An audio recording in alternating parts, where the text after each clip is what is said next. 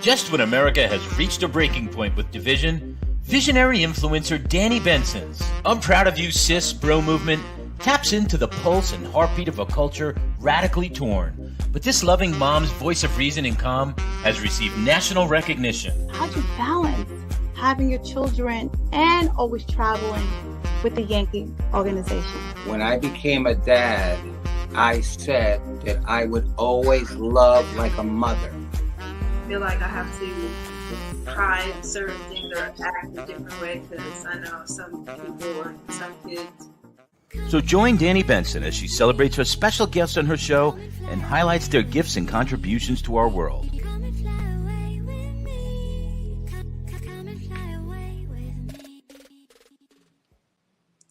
Hi, everyone. My name is Danni Benson. Happy hump day. Thank you for joining I'm Proud of You Sis.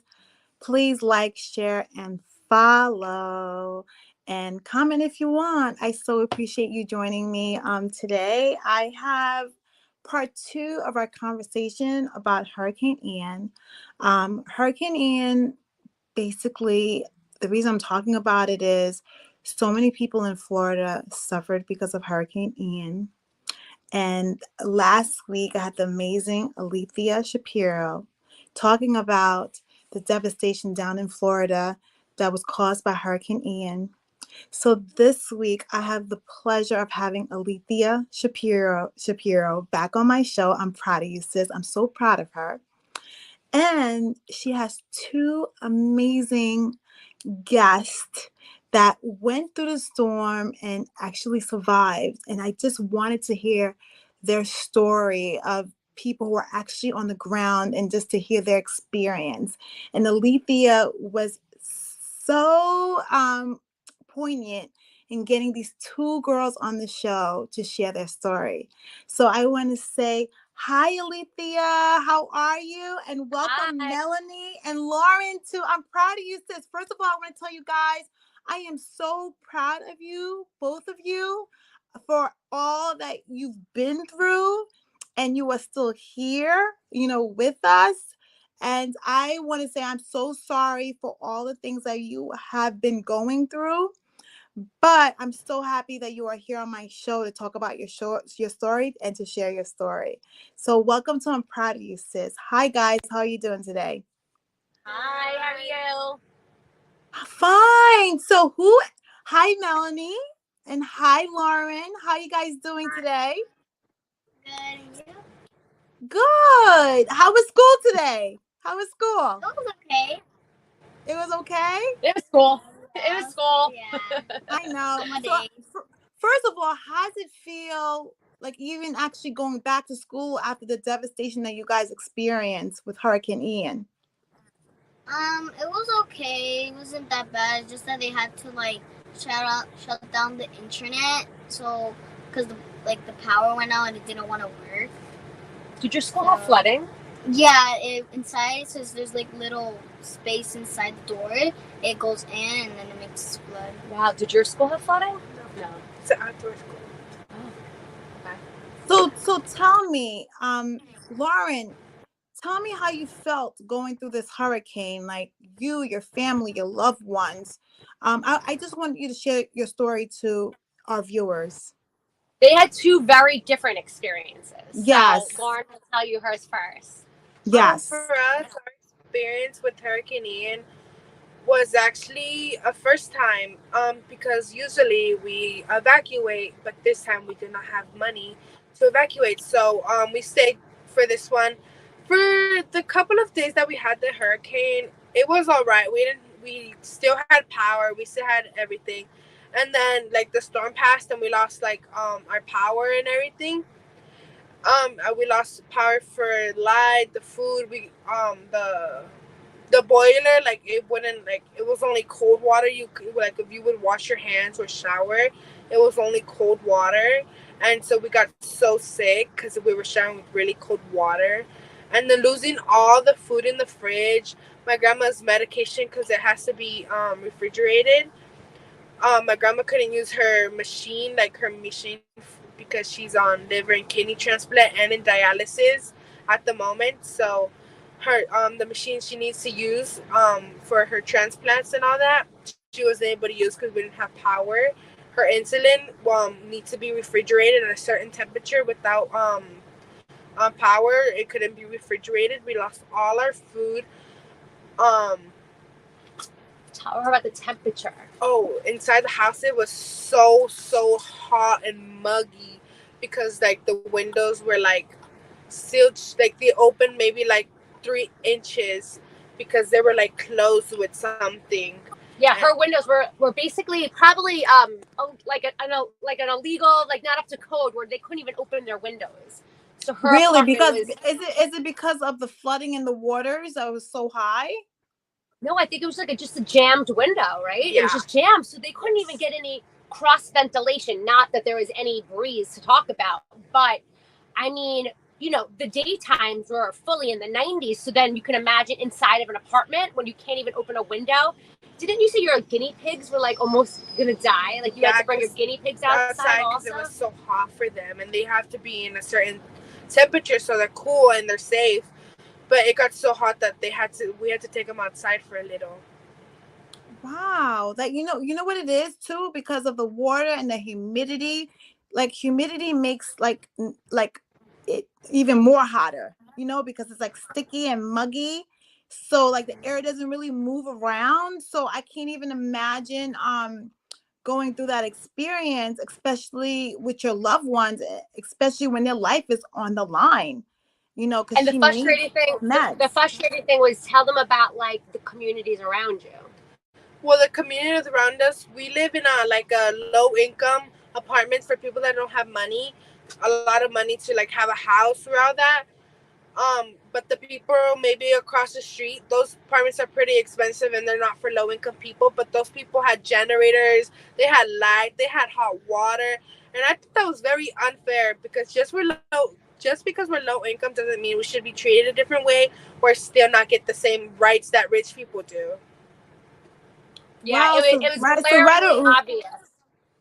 So right across the street, they didn't really have that many worries because they had backup generators, so they still had electricity to run, you know, the air conditioning. They had lights, and I mean, how and did they that got make their power back right away?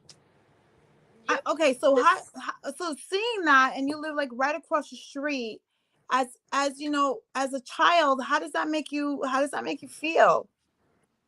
Well, kind of mad because it's not fair that, you know, even like me being a kid, being poor, not having money, being raised up with like certain amount things, not having a lot, and then there's kids with money that get everything they want when they want it and they get it to their hands.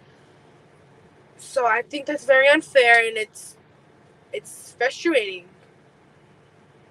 Wow, I am so sorry, because as a child you should not feel frustrated at all. And if you're frustrated, I know your parents must work very hard, you know, to take care of you guys. So, you know, I know that you are frustrated, but don't let that keep you down, right? You know, what you do is like you learn, you see, you know, living across the street is probably like a blessing in disguise, because it shows you like where you potentially would want to be, right? It's about, you know, work, you know, look, you know, it's about, I feel it's just about, you know, working hard. Like, you know, you go to school, you know, you work hard, you try to do the best grades you can. And let me tell you something. I'm going to tell you something. You work hard, you have strong work ethic, you have the discipline, you have this consistency. One day you'll be able to take care of your parents, your loved ones. I promise you that if you stay consistent, you stay disciplined, you work hard, even with your personality, you know, even going through what you've been through, it builds character. And it's going to make you want to fight for other people who are less fortunate than you, especially That's exactly what she wants to do when she gets older. Yeah. Tell her what you want to be when you get older. really. become a lawyer for people that don't have papers, or which is a like an immigration lawyer. Yes, an immigration lawyer. Yeah. You Well, just see, if you want to do that, you have to never give up. With the things yeah, you you never give up. You will be an immigration lawyer, and then in being that, you'll be able to provide your services because you remember how you felt when you were in their shoes. And that's what, giving back is all about. And that's what fighting for people who are less fortunate than you is all about. It's all about giving back. But the way you do it is first you have to make sure you get there so that you can have the ability to give back, right? So I just want you to know I don't want you giving up, right? Because because let me tell you something about life. You have a purpose. You are here for a purpose, and you go through experiences to be able to tell your story, so your story will help, even if it helps at least one person, right? It's helping someone, Yes, and that's what and I that want you person to can help someone understand. else. Yes, it's like passing the torch, so that's why you're needed It's a here. cycle. Yes, it's like the gift that keeps giving, because what happens is you work hard, because you know what it is. I'm a first person immigrant, meaning like my parents came from Haiti. So when they came here, life was really difficult for them. We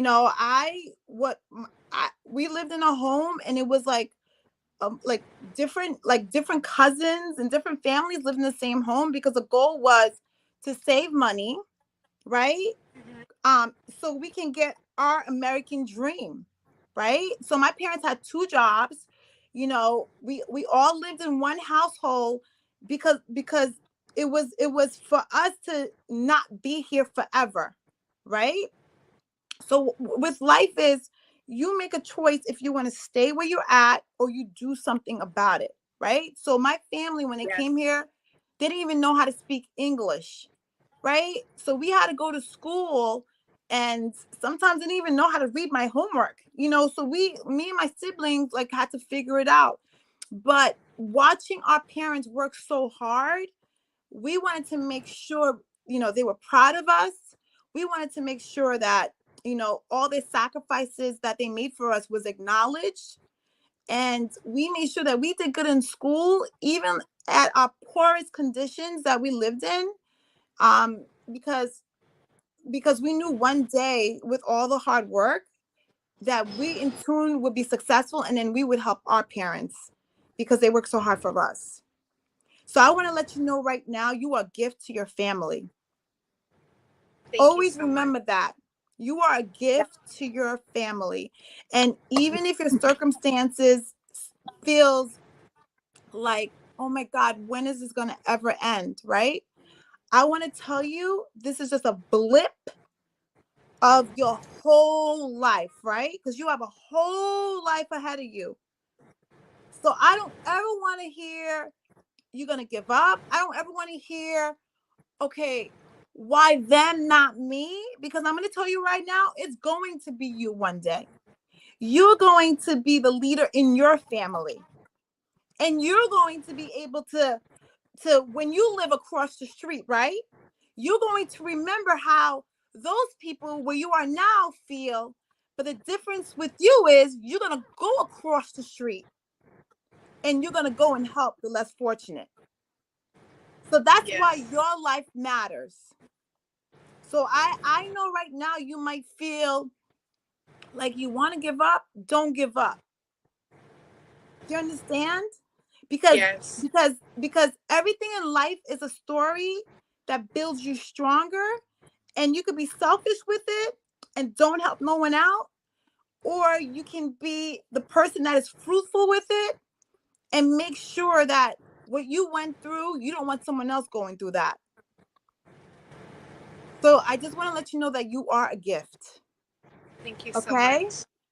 You are a gift. So I I love your generation because you guys are the generation of change.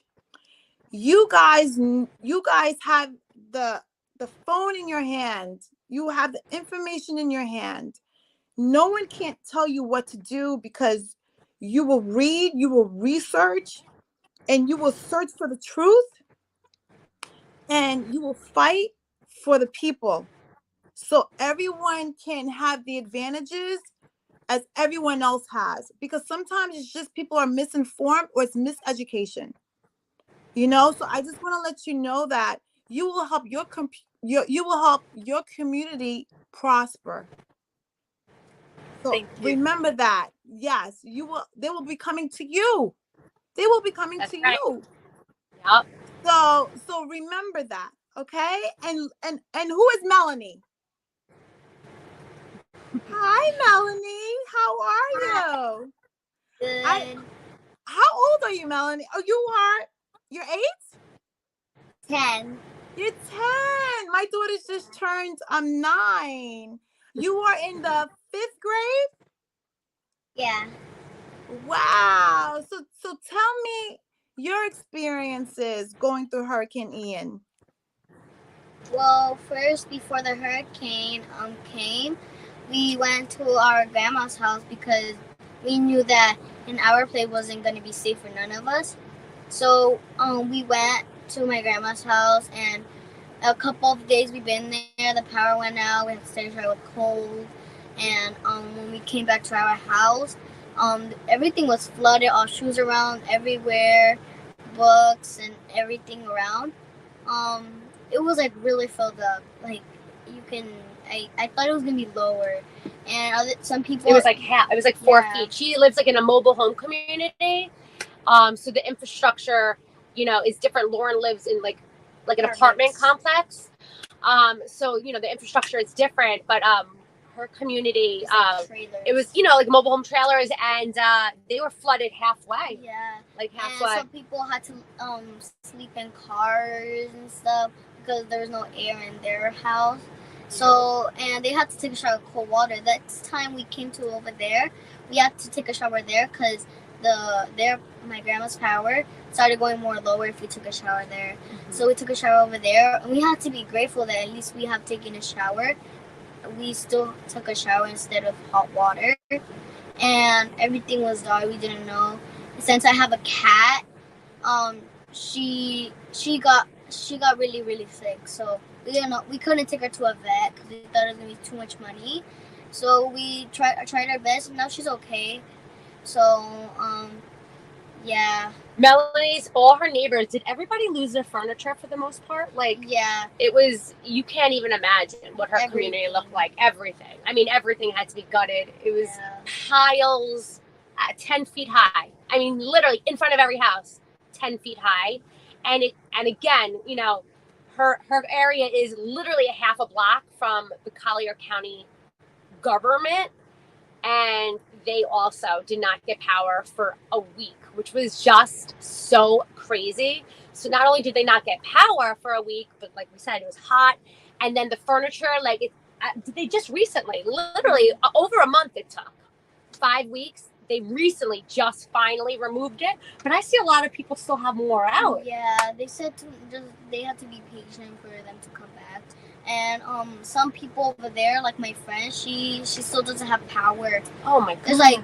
It's because before the hurricane happened, there was this car that crashed into them because they were I think they were dizzy or something, and they crashed into my grandpa's house and my friend's house.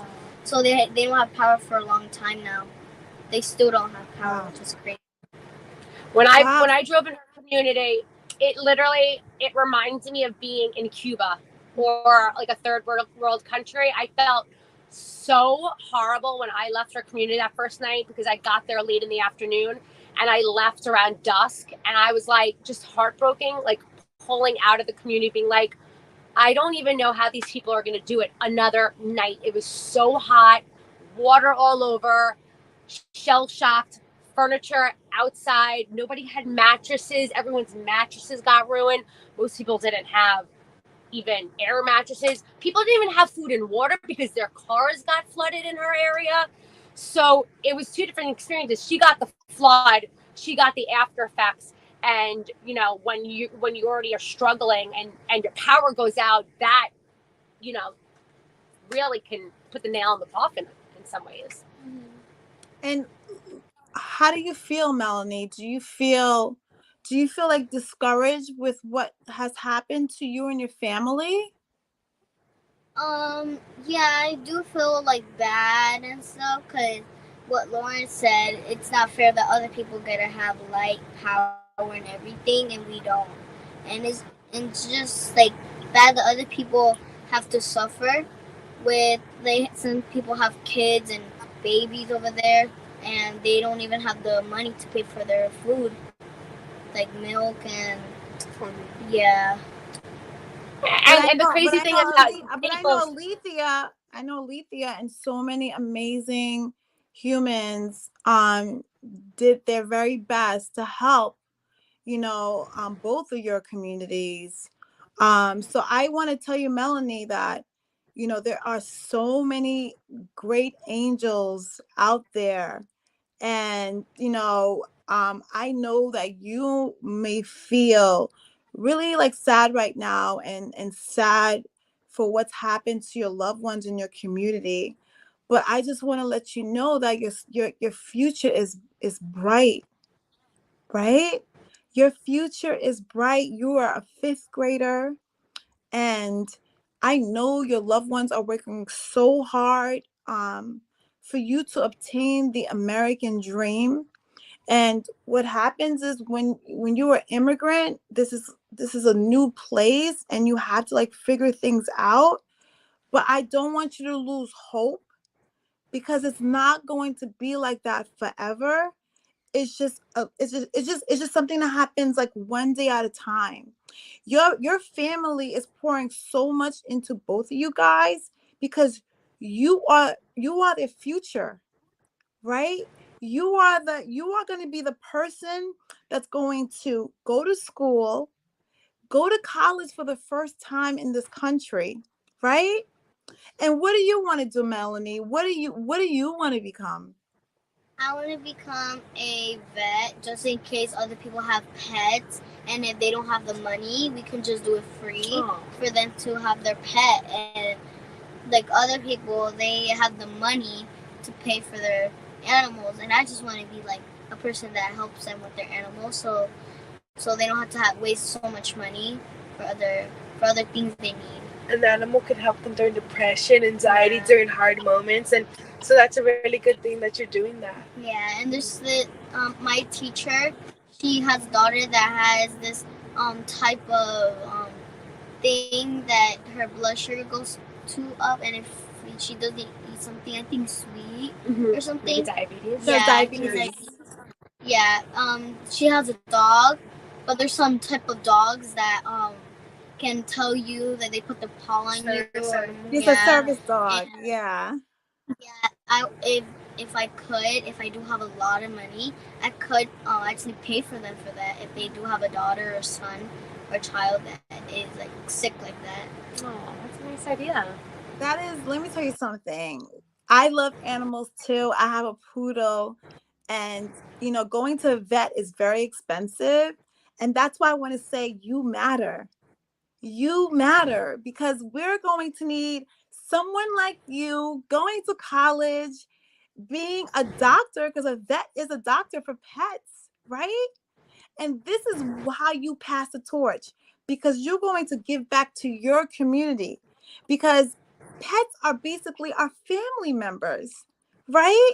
And sometimes people live by themselves and they don't have no one, and they can't afford for their pets to go to the hospital and get checked out. So you know why you matter? Because they're going to come to you, because you're going to understand what they've been through, because you've been there.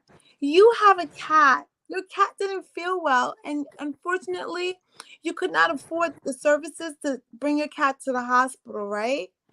But guess what? You learned this experience, you learned this story, and now it shapes you. It shapes you to giving back, because you're going to have the empathy, because you're going to remember when you were 10 years old, right? You went through this hurricane, and you're going to remember when you are 20 years old, there's going to be so many more hurricanes, right? But you're going to be the first one out there, just like Alethea Shapiro, going out there and helping people who are just in need, just like you. That's why you matter, right? That's why I want to Yeah. make sure that you guys, we all go through hard times, but the difference is how we handle them, right? So I Yep. want you to understand that in every hard time you go through, it makes you stronger for what's to come, because it's like working out. The more you're stronger, the more you're resilient for what's to come next in your life, because life is not easy, right? But the stronger you are, the stronger you're going to be for your community, because when they're sad and they have lost hope, guess what, Melanie? Guess what, Lauren? You're going to tell them it's going to be okay. And they're going to believe you because they know your story and you're okay. So you're going to be the hope that they're going to need, and you're going to provide your services to them. Just like you're saying that, look what happened to us and it's not fair. And why do certain people get the electricity and we don't? Now you become your community's champion. Right, Well, Alethea? that's what happened when I met them. I recognized right away that they were born leaders, and so when I met Melanie in her community, the way I met her is I had my car full of stuff, and I was like, "Hey, do you know if your neighbors need anything?" And she was so mature right away, and I was like, "Actually, you need to be in charge, and I'll be your assistant." And so I followed Melanie, and Melanie took me around. Oh, actually, didn't I bring you the second time to her community? Yeah. And Lauren was my translator. And so after I met Lauren, I was like, Lauren, okay, I helped you. Now you're going to help other people because you know what people need. You can advocate for them because you know, other kids in your circumstances, what they're going to need right now. So Lauren came in like a social worker, going door to door in Melanie's community. And I just recognized that the two of them were so special. And then the nice thing about the hurricane is that they didn't know each other before. They're in two different schools. And now it's nice that they are almost like cousins, like sisters. Yeah. Yes. And Alethea, when she came, she knew that some people didn't have things like toys for their child and soap, things like to clean. So she brought some toys. She told me what do you think people are gonna want, and she got those things and gave the kids toys and things they wanted. She also got stuff for us during the hurricane when we had no power, or electricity, or anything. So she got us like balls, soccer balls, footballs, frisbees, chalk for the small ones. So that was really nice. Because you guys probably had to stay outside to play. Yes. Because inside the house was like so hot. And if it's so hot like that, people could die of like heat exhaustion. Oh, heat exhaustion. Yeah, so you had to be outside because like the suffocation of the humidity versus like the water, and just not having like the proper windows to get like proper circulation. I'm so happy that you guys met an amazing woman here. She's going to be a mentor. She's going to be a mentor. Like everything. But I'm passing the torch to them. Last week, they both got a chance. I brought them with me to a rally in Fort Myers with the Poor People's Campaign. It's a nonpartisan organization that organizes low-income, Black, brown, white people, and organizes them around issues that affect their lives: healthcare, housing, education, food.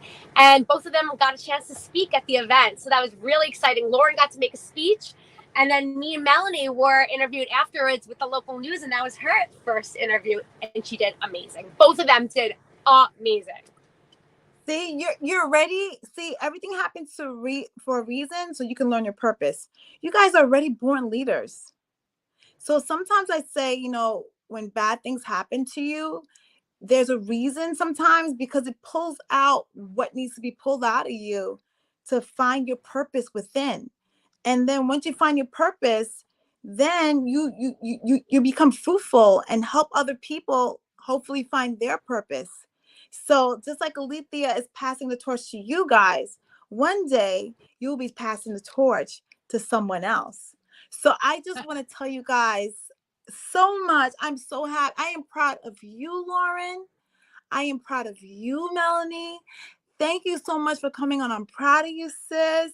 And I can't wait to find out what you guys do with now learning what service is all about.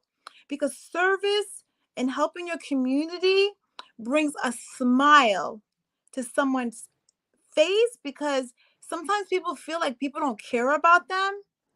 So when someone that comes into their life and helps them when they can't help themselves, trust me, it is a game changer in their life, because everyone wants to feel that someone actually cares about me. So I just want to let you know, Lauren, I care about you. I care about your future. So please promise me that you are going to be an immigration attorney to help your community. And Melanie, my daughter's want to be like Dr. Zoo also. They want to be vets. And promise me, Melanie, that you will do everything you can to be a veterinarian so you could come back and service your community also. I just want to say thank you. Yeah, thank you so much for coming on. Proud of you, sis. And I can't wait to have you back to see and hear your progress. This Thank is you just so the much, beginning guys. of them. You'll be I seeing know. them all over when I get through with them. Yay. Thank you so much for coming on, everyone. Thank you for watching. I'm proud of you, sis. See you next week. You. Thank you Bye. for having us. Bye. Bye. Thank you for coming. Bye, guys. Have Thank a you. good night. Bye. Happy Good night. holidays. Bye. Happy holidays to you too. Bye. Thank you so much for joining. I'm proud of you, sis. I'm host Danni Benson. Thank you for coming and hope you enjoy my show. Thank you so much. Have a great evening. Bye.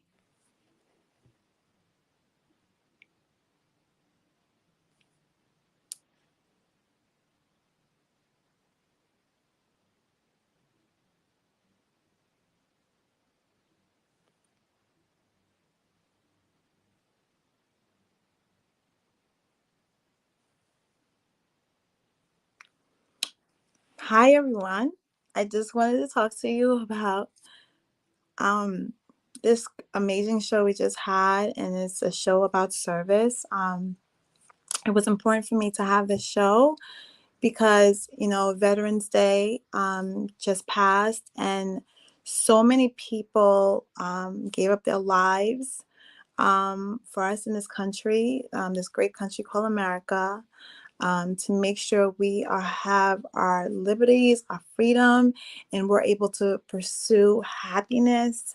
I was moved by these two girls because in life, things happen, but there's a saying, when the going gets tough, the tough gets going. And yes, bad things happen to us all, but you have to find the self-love within yourself to push through. It is so important to push through because you are here for a reason, and your life matters and you matter. And I just want anyone out there who feels down and out, who's going through something, who feels that, life is hopeless, please don't give up. Please, I know it's easy for me to say, push through, but I just want to say, please don't give up. Your life matters to you. It matters to you, and it matters to your loved ones, and it matters to the world, because you're here for a reason, for a purpose. And I want you to see and fulfill the purpose that you were here to be, like to come here on this earth and accomplish. So how you do it is just finding the love within yourself. When the going gets tough, you just sit with yourself, have a conversation with yourself, and know that it's going to be okay. And sometimes you just have to take things one day at a time, but it's going to be okay. And as you take it one day at a time, things get better, but you have to be here to know that it gets better. So I just want to say thank you so much for joining. I'm proud of you, sis. I so appreciate everyone coming in and joining and commenting and sharing and liking and follow, because it means so much to me. So much.